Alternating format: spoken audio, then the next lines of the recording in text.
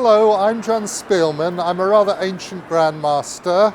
About 35 years ago I was in the world's top 10 and I played in the candidates match at one point, the semi-final of the candidates. I'm a Londoner. I've lived in London all my life except for when I was at university, and I'm delighted to be able to show you some of the highlights of chess life in London. I should say I'm in no way an historian, and that there will be people who, and possibly corpses, who are spinning at the thought of me talking about any chess history, but there we are. They'll have to spin. This is Simpsons in the Strand behind me. It's the entrance. It's closed for renovation at the moment. About 175 years ago or so, it was the centre of the chess world. It started as some sort of tavern. I think the Fountain Tavern became a cigar divan, and in 1848 Samuel Rice, I think it was, and John Simpson opened a coffee house, which was a big deal at that time. Coffee was very expensive. And together with the coffee, they used to play chess. And in order that the gentlemen, I assume it was all gentlemen, could play chess, they used to wheel great joints of meat to the tables, but on trolleys, which were quiet so that the poor darlings weren't interfered with by the disturbed by the noise of the meat approaching. Anyway, it became a great centre for chess, and they used to play matches against other coffee houses, which I've read yesterday.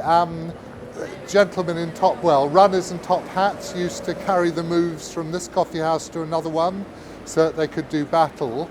And during the 1851 tournament in London, the first great international tournament, it was where Adolf Anderssen, who was unofficially the world champion, where he played a friendly game with Lionel Kiersaritsky, which became known throughout the chess world and throughout chess history as the immortal game. When the World Championship match between Nigel Short and Garry Kasparov was held in the Savoy Theatre, which we'll go to next, this was where the press centre was. And before I played Nigel for my first of two candidates matches, Nigel and I were interviewed here by a gentleman who seemed to actually be good at interviewing. And, people interview, sometimes it's good, sometimes it's bad.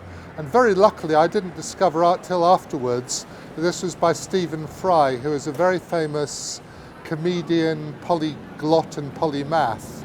And had I known, I'd probably have been blushing and tongue-tied. But since I didn't yet, I was so out of the loop, I gave a reasonable interview, I hope.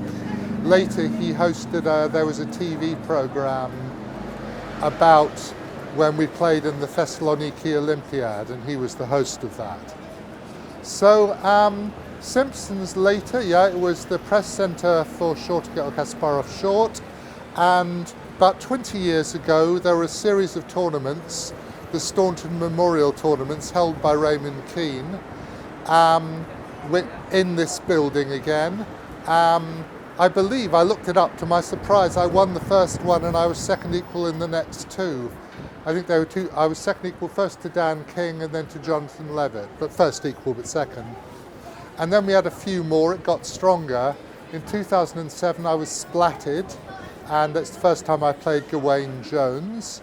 And they had a match here between a Dutch team with people like Ivan Sokolov and an English team in 2009 as well.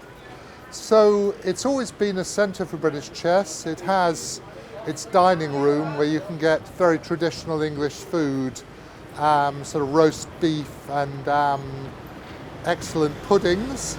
And at the moment, unfortunately, it's closed for renovation.